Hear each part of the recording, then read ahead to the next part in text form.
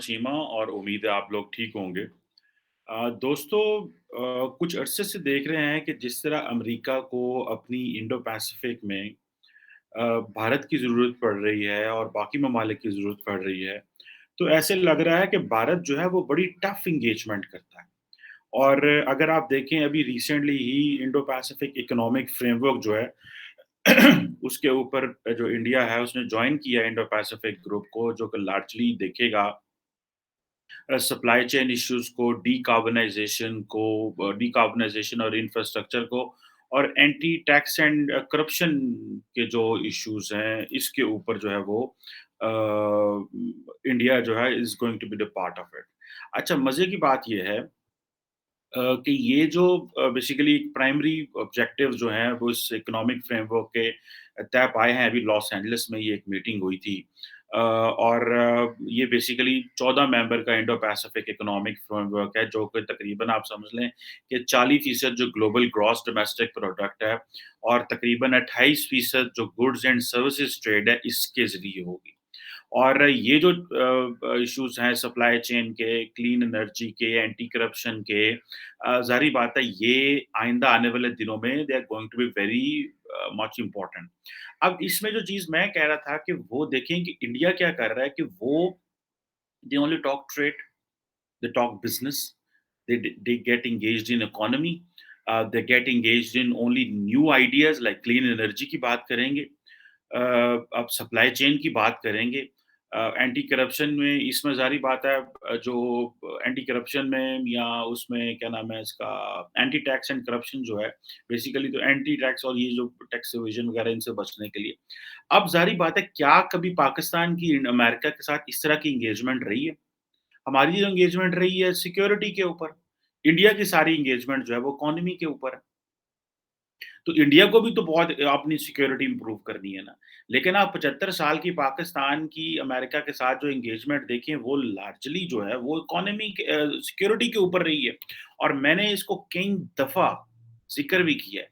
और जब माज़ी में भी कभी जब इसके ऊपर हम पढ़ते थे, बात करते थे तो मुझे याद है एक स्टीफन पी कोहन एक अमेरिकन प्रोफेसर थे, तो उन्होंने बड़ी बुक्स लिखी हैं पाकिस्तान के ऊपर, आइडिया ऑफ पाकिस्तान लिखी, आइडिया ऑफ इंडिया लिखी और एक उन्होंने बुक लिखी द फ्यूचर ऑफ पाकिस्तान और इस तरह की बहुत सारी और किताबें भी लिखी।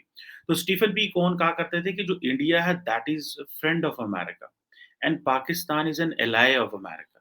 There is a difference to be an ally and a friend. तो अब आपको हमें समझ आ रही है, उस वक़्त भी समझ थी लेकिन हमने अपनी कैपेसिटी डेवलप नहीं की, अमेरिका हमारे बहुत करीब रहा है, हमारी हेल्प करना चाह रहा था। लेकिन वो देखता था कि पाकिस्तान की जो एलीट है, जो मेरी अंडरस्टैंडिंग है, I may be wrong in this, वो देखता था कि जो पाकिस्तान की एलीट है, ये जो जागीरदार हैं, जो बड़े-बड़े सियासतदान हैं, जो बड़े पावरफुल लोग हैं, ये सारे के सारे बोरोड ग्रोथ एंड बोरोड पैसे से मुल्क एक दफ़ा बस पहिया चलाना चाहते हैं। दे आर नॉट इंटरेस्टेड कि भाई वाक़ई जो एक चीज़ों को बेहतर जैसे मिसाल के तौर पे नरेंद्र मोदी जब वो तो नीचे से ऊपर गया है और हमारे लोग ऊपर से ही ऊपर-ऊपर रहते हैं। जब ये आप इनको देख लें, अगर आप ज़रदारी इसको देखेंगे, नवाज़ शरीफ को देखेंगे, इमरान खान को देख लें, ये इनका they don't know what's the problem, नीचे मसला क्या है। इंडिया की जो लीडरशिप है ज़ाहिर बात है वो नीचे से ऊपर आ रही है। अब ज़ाहिर बात है ये अब आप देखें कि इसमें ये जो इंडो पैसिफिक क्या नाम है इसका? इंडो पैसिफिक इकोनॉमिक फ्रेमवर्क है, इसको अगर आप देखें तो इसकी बहुत सारी इसमें जो जिसमें ये है कि इंडिया जो है वो बहुत सारी चीज़ें नहीं मानता, ठीक है जी। लेकिन वो हम जो अमेरिकन्स हैं वो कहते हैं ठीक है जी हम जो है वो स्पेस देना पसंद करेंगे, ठीक है जी। और क्योंकि इंडिया की जो है वो बहुत सारी ट्रेड पिलर्स को जॉइन नहीं कर रहा है, जिसमें जो ये क्वेश्चन वहाँ पे हुआ, तो उन्होंने कहा हम अपने मेंबर ग्रुप्स को कहेंगे मेंबर कंट्रीज़ को कहेंगे कि उनको जो अच्छा लगता है उसको जॉइन कर लें और जो उनको अच्छा नहीं लगता बाद में देख लें उसको। अब इंडिया जो है वो इसके जो आईपीईएफ के जो बहुत सारे फ्रेमवर्क्स हैं इसके ऊपर बाद में फैसला करेगा, अपने नेशनल इंटरेस्ट को देख के फैसला कर रहा है। सो इंडिया ने चूज़ भी कर लिया है कि वो एशिया का सबसे बड़ा जो ट्रेड एग्रीमेंट है, जो कि रीजनली कॉम्प्रिहेंसिव इकोनॉमिक पार्टनरशिप था, ठीक है जी? उसका इंडिया जो है वो मेरा ख़्याल है मेंबर नहीं बना था।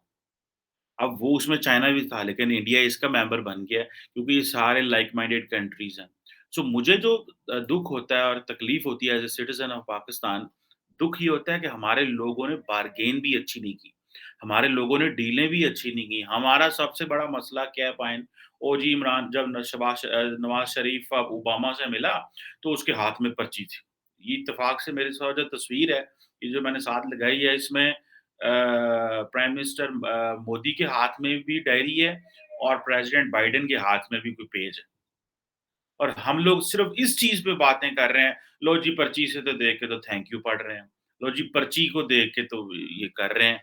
और भाई क्वेश्चन ये नहीं है कि आपने पर्ची से देख के क्या पढ़ा है। क्वेश्चन ये है कि आपने एक्चुअली डील क्या कर रहे हैं। सो हमें तो इस चीज़ का दुःख है कि अब आप देखें कि ये जो अब वो कह रहे हैं जी हम इंडिया की एक रेज़िलिएंट इकॉनमी बनाना चाहते हैं। इंडिया को वो सप्लाई चेन सारी देना चाह रहे हैं। Do not under estimate. मैं जब अमेरिका में था तो वहाँ पे बहुत ज़्यादा इन्फ्लेशन आई। अभी भी यूरोप में मैं गया हुआ था, देखा लोगों को बहुत ज़्यादा इन्फ्लेशन आई। वो घबराए हुए हैं चाइना से। वो वाक़ई चाइना से घबराए हुए हैं। वो कह रहे हैं कि हमें एक ऐसा पार्टनर चाहिए। हम 75 साल सिक्योरिटी ज़रूरतें पूरी कर रहे हैं और इंडिया जो है आइंदा आने वाली कई दहाइयों के लिए उनकी इकोनॉमिक नीड्स पूरी करेगा। That is a difference.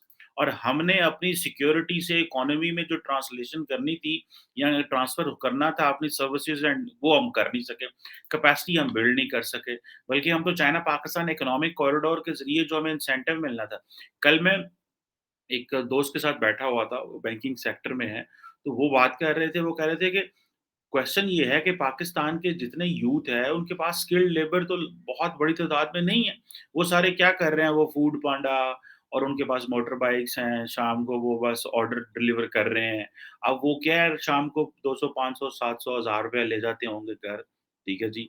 और क्योंकि वो इमीडिएट कैश भी मिल जाता है। आप देखें कि सारा जो हम जो है ना, वो कंज़्यूमर इकोनॉमी है। हम उस तरह जिस तरह इंडिया को वो एक रेज़िलिएंट इकोनॉमी बनाना चाह रहे हैं, वहाँ पे सप्लाई चेन देना चाह रहे हैं, वहाँ पे ट्रेनिंग प्रोग्राम लेके आना चाह रहे हैं। और आपको मज़े की बात बताऊँ कि मैं गूगल का देख रहा था कि गूगल जो है वो अपनी लोकल डेवलपमेंट टीम जो है वो एशिया में जो लेके आ रहा है, उसका सबसे बड़ा जो बेनिफिशियरी है, वो तो इंडिया है। गूगल की ऑलरेडी एक टीम है इंडिया में और और बहुत सारी क्योंकि जो लोकल क्वेरीज़ आती हैं वो तो लोकल लैंग्वेज में आती हैं। वो जो है इन चीज़ों में होती हैं, ठीक है जी। और अब उन्होंने कहा है कि जो इंडिया, वियतनाम और इंडोनेशिया जो हैं, ये बड़ी यंग पॉपुलेशन है, यहाँ पे यंग लोग हैं और इंटरनेट यूज़र जो हैं वो यंग हैं और यहाँ की आबादी जो है वो बहुत ज़्यादा है। और तो इंडिया जो है और जो वियतनाम और इंडोनेशिया यहाँ पे वो और टीम्स अपनी भेज रहे हैं। और ज़ाहिर-सी बात है उसकी वजह ये अब उसका सारे का सारा फ़ायदा किसको होगा? सारे का सारा फ़ायदा जो है वो अ, इंडिया को है, क्योंकि वो इंडिया इस पहले कभी होता था कि ये सारी टीम्स जो थी वो एशिया पैसिफिक में बैठती थी। अब वो सारी टीम जो है वो इंडिया में बैठा पाकिस्तान उन्होंने आंदा रहिंदा है कि साडे भी ध्यान करो, हमें भी यहाँ पे भी लोग भेजो, लेकिन वो हमारी सुनते ही कोई नहीं है। ना गूगल सुनता है, ना फेसबुक सुनता है, ना यूट्यूब सुनता है, वो सारे कोई भी किसी की नहीं सुनता। ये जितने बड़े सर्च इंजिन्स हैं ये भी नहीं सुनते, टीम्स भी नहीं सुनती। तो ये जो चीज़ें हैं, ये ज़ाहिर बात है हमने अपनी जो प्रायोरिटीज़ है ये या जो जो जिसे कहते हैं ना एंगेजमेंट करना, वो तो हमें सीखना चाहिए था। हमने हमसे वो भी नहीं हुई। अब ये जो जैसे मैं बता रहा हूँ कि ट्रेनिंग प्रोग्राम शुरू कर रहे हैं वो इंडियंस के लिए, ठीक है? और ये जो ट्रेनिंग प्रोग्राम है बेसिकली वो ये इंडो पैसिफिक इकोनॉमिक फ्रेमवर्क के तहत शुरू कर रहे हैं। सो आप इमेजिन करें कि कितनी बड़े पैमाने पे इंडिया की जो लेबर फ़ोर्स है उसको अमेरिकन जो हैं वो ट्रेन करेंगे। और बहुत सारी जो अमेरिकन कंपनीज़ हैं जिसमें 14 मेजर अमेरिकन कंपनीज़ हैं, जिसमें अमेज़न है, एप्पल है, गूगल है, माइक्रोसॉफ्ट है। उन्होंने ऑलरेडी इनिशिएटिव लिए हुए हैं कि हम इंडिया की जो लेबर फ़ोर्स है उसको ट्रेन करेंगे। अब ज़ाहिर बात है और फिर जब क्लीन एनर्जी की बात आएगी तो वो आपको पता है मोदी साहब उधर गए थे इंग्लैंड गए थे लास्ट ईयर, तो उन्होंने कहा जी कि हम 2070 तक जो है वो पूरा शिफ्ट कर जाएँगे। अब क्लीन एनर्जी पे वो बड़ा पैसा ले रहे हैं वेस्ट से। हम ਅਸੀਂ दरख्त ला-ला मर गए। अभी पाकिस्तान में फ्लड्स आ गए हैं, तो फ्लड्स आने से वो सारे यूएन जनरल सेक्रेटरी भी आई हुई हैं, यूएसएड की समाता पावर भी आई है, पूरी दुनिया का मीडिया पाकिस्तान आया हुआ है। जो दुःख ਹੁੰਦਾ सारे इत्थे आ जाते हैं। ये भी उनकी मेहरबानी है, वो आ जाते हैं। एंड देन आप देखें कि वो हर बंदा ये कह रहा है जी Pakistan produces 1% of the global carbon emission, but तुम्हारी सड़कों से सबना ज़्यादा है। ਉਹਦੀ वजह क्या है? अच्छा कई दफ़ा हम ये जाकर दुनिया को बताते हैं, जी हम तो बहुत अच्छा मुल्क है, we produce only 1% of the global emission. ओपाइन, ये बेइज़्ज़ती का मुकाम है, इट मीन्स कि there is no industry in Pakistan. Pakistan में इंडस्ट्री नहीं है। अमेरिकन्स जो हैं वो पूरी दुनिया को अब क्लीन एनर्जी में, ग्रीन एनर्जी ट्रांज़िशंस में पैसा दे रहे हैं और वो कह रहे हैं कि इसको जो है वो हमने फ़ोकस करना है। हम जो है वो नहीं कर पा रहे। अब ये सारा जो पूरा एक ग्रुप है ऑस्ट्रेलिया का, ब्रुनाई का, फिजी का, इंडोनेशिया, ये सारे न्यूज़ीलैंड, मलेशिया, सिंगापुर इस साइड पे जितने मुल्क हैं, ये सारे एक अमेरिका के पार्टनर बन गए हैं। अमेरिका ने हमें फ़ारिग कर दिया इस ग्रुप से और उसको सही फ़ारिग किया हुआ क्योंकि हमारा ध्यान ही कोई नहीं है। तो देखें कि इंडिया जो है at the end of the day किस तरह इनके साथ एंगेजमेंट कर रहा है। सिक्योरिटी में नहीं जा रहा वो।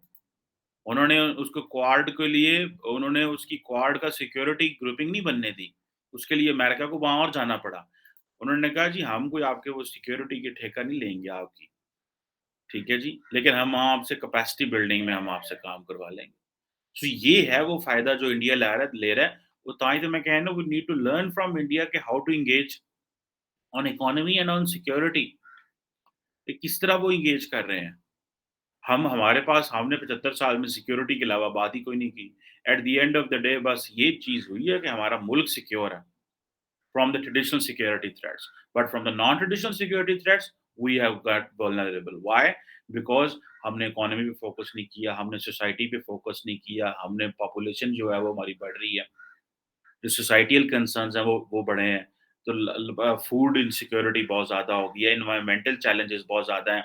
आप देखें कि आपके मुल्क में एनर्जी नहीं है, मतलब गैस की शॉर्टेज है, अब उसका ज़ाहिर बात है when industry will shut down तो पॉपुलेशन की वो गुर्बत पे उसका असर पड़ेगा, इंडस्ट्री विल माइग्रेट कर जाएगी यहाँ से। तो जो जो चीज़ें हैं फिर आप देख लें that how India is dealing with all these countries.